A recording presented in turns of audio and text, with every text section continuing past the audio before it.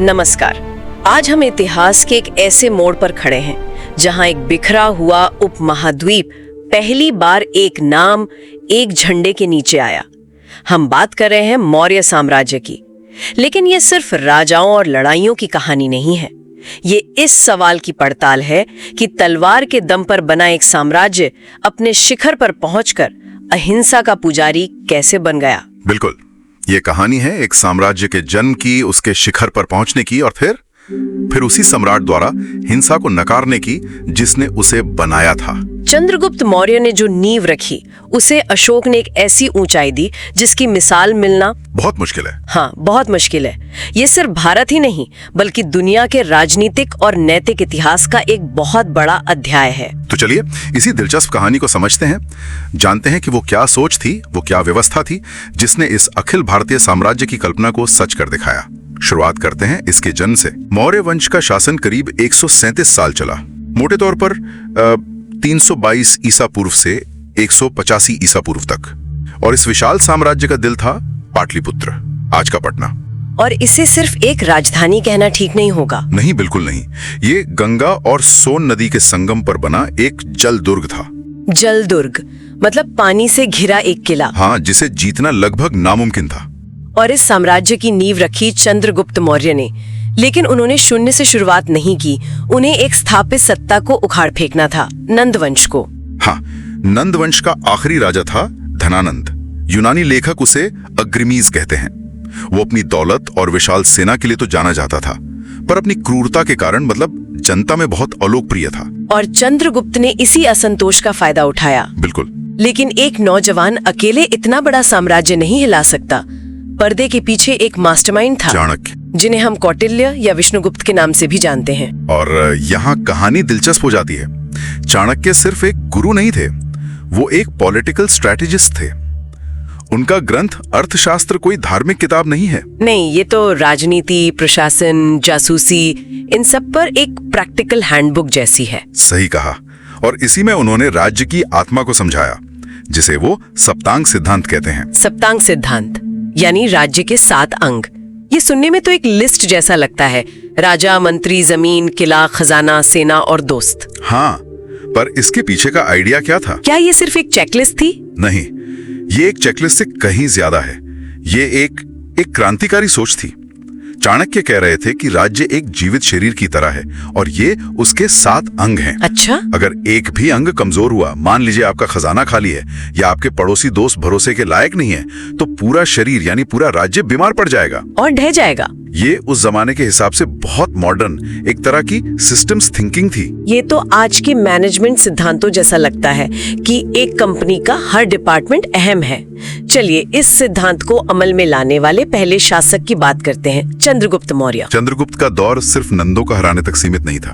उनकी सबसे बड़ी और ऐतिहासिक उपलब्धि थी सिकंदर के सेनापति सेल्यूकस निकेटर को हराना 305 ईसा पूर्व में। हाँ, और ये जीत सिर्फ एक लड़ाई नहीं थी, इसे इतिहास की पहली अंतर्राष्ट्रीय संधि भी माना जाता है। और इस संधि की शर्तें कमाल की थीं। मैंने सुना है चंद्रगुप्त ने सेल्यूकस को 500 हाथी दिए थे। जी, जो उस जमाने के टैंक हुआ करते थे। लेकिन बदले में जो मिला वो अनमोल था। क्या मिला था? बदले में चंद्रगुप्त को वो इलाका मिला जो आज का अफगानिस्तान और बलूचिस्तान है। ओहो! इससे साम्राज्य की सीमाएं पहली बार हिंदू कुश के पहाड़ों तक पहुंच गईं, जो एक बहुत बड़ी रणनीतिक जीत थी। मतलब अब पश्चिम से हमला करना बहुत मुश्किल हो गया। बिल्कुल। और तो और इस संधि को पक्का करने के लिए सेल्यूकस की बेटी हेलेना की शादी भी चंद्रगुप्त से हुई। और इसी संधि के बाद एक यूनानी राजदूत मेगास्थनीज पाटलिपुत्र आया। उसकी किताब इंडिका आज हमारे पास पूरी तो नहीं है, लेकिन उसके हिस्सों से हमें उस दौर की कमाल की जानकारी मिलती है। बिल्कुल। उसने लिखा कि भारतीय समाज 7 वर्गों में बटा था। 7 वर्गों में? हाँ, और ये एक बहुत ही दिलचस्प बात है जो एक बाहरी व्यक्ति के नजरिए को दिखाती है। मेगास्थनीज ने शायद भारत की जटिल वर्ण व्यवस्था को ठीक से नहीं समझा। उसने जो 7 वर्ग बताए, जैसे दार्शनिक, किसान, सैनिक, चरवाहे, अच्छा, वो असल में जन्म पर आधारित जातियां नहीं बल्कि पेशे थे। मतलब वो समाज को काम के आधार पर देख रहा था, जन्म के आधार पर नहीं। सही पकड़ा। अपने जीवन के आखिरी दिनों में इस महान योद्धा ने एक हैरान करने वाला कदम उठाया। बिल्कुल। चंद्रगुप्त ने जैन मुनि भद्रबाहु के प्रभाव में आकर जैन धर्म अपना लिया और राजपाट त्याग कर दक्षिण भारत में कर्नाटक के श्रवण बेलगोला चले गए। वहां उन्होंने सल्लेखना विधि से यानी उपवास करके अपने प्राण त्याग दिए। एक सम्राट का ऐसा अंत वाकई असाधारण है। चंद्रगुप्त के बाद उनके बेटे बिंदुसार गद्दी पर बैठे। उन्हें यूनानियों ने एक बहुत दमदार नाम दिया था, अमित्रघात, जिसका मतलब है शत्रुओं का संहारक। यानी वो एक काबिल योद्धा थे। हाँ, उन्होंने साम्राज्य को बनाए रखा, यहाँ तक कि दक्षिण भारत में इसका विस्तार भी किया। उनके अंतर्राष्ट्रीय संबंध भी बहुत अच्छे थे। एक मजेदार किस्सा है कि उन्होंने सीरिया के राजा एंटियोकस प्रथम को एक चिट्ठी लिखी। और उसमें क्या मांगा? उन्होंने 3 चीजें मांगी, मीठी शराब, सूखी अंजीर और एक दार्शनिक। हाँ, और दिलचस्प बात यह है कि यूनानी राजा ने शराब और अंजीर तो भेज दिए, पर यह कहकर मना कर दिया कि हमारे यहाँ दार्शनिकों को बेचा नहीं जाता। मतलब आप सब कुछ खरीद सकते हैं लेकिन ज्ञान नहीं। बिल्कुल। ये तो उस दौर के मूल्यों के बारे में भी बहुत कुछ कहता है। बिंदुसार के समय में ही तक्षशिला में एक विद्रोह हुआ था, जिसे दबाने के लिए उन्होंने अपने एक बेटे को भेजा था। हाँ, और वो बेटा था अशोक। यहीं से कहानी में उस शख्स का प्रवेश होता है जो मौर्य साम्राज्य का पर्याय बनने वाला था। अशोक, जो उस वक्त उज्जैन का राज्यपाल था। अशोक महान 273 ईसा पूर्व में वो गद्दी पर बैठे, लेकिन उनके जीवन और मौर्य साम्राज्य की कहानी को हमेशा के लिए बदलने वाली घटना उनके राज्याभिषेक के 8 साल बाद हुई। 261 ईसा पूर्व में कलिंग का युद्ध। कलिंग यानी आज का उड़ीसा। हाँ, ये एक बहुत शक्तिशाली राज्य था जो मौर्यों के अधीन नहीं था। अशोक ने इस पर हमला किया और जीत भी हासिल की, लेकिन जीत की कीमत बहुत भारी थी। कहते हैं कि युद्ध के बाद जब अशोक मैदान में गए तो उन्होंने लाखों लोगों की लाशें, रोते बिलखते परिवार और जलते हुए घर देखे। और उस विनाश को देखकर उनका दिल दहल गया। और यही वो मोड़ आया जिसने एक विजेता सम्राट चंड अशोक को धम्म अशोक बना दिया। उपगुप्त से दीक्षा ली और बौद्ध धर्म अपना लिया। और यही उन्होंने अपनी मशहूर घोषणा की, जिसे उन्होंने चट्टानों पर खुदवाया। आज के बाद असली विजय शस्त्र से नहीं, धर्म से होगी।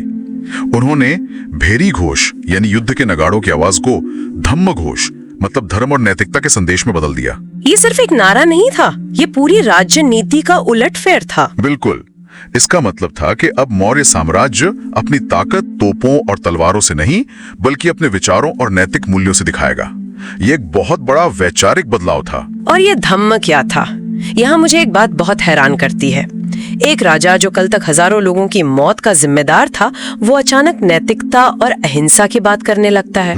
ये धम्म आखिर था क्या? क्या ये पश्चाताप था या फिर अपनी प्रजा को कंट्रोल करने की एक चतुर राजनीतिक चाल? ये बहुत जरूरी सवाल है। अशोक का धम्म वो कोई नया धर्म नहीं था, वो लोगों से बौद्ध बनने के लिए नहीं कह रहे थे। तो फिर क्या था? ये असल में एक नैतिक कोड था, एक आचार संहिता जो मानवता, करुणा और सहिष्णुता पर आधारित थी। ये एक तरीका था इतने बड़े और विविध साम्राज्य के लोगों को एक नैतिक धागे में पिरोने का।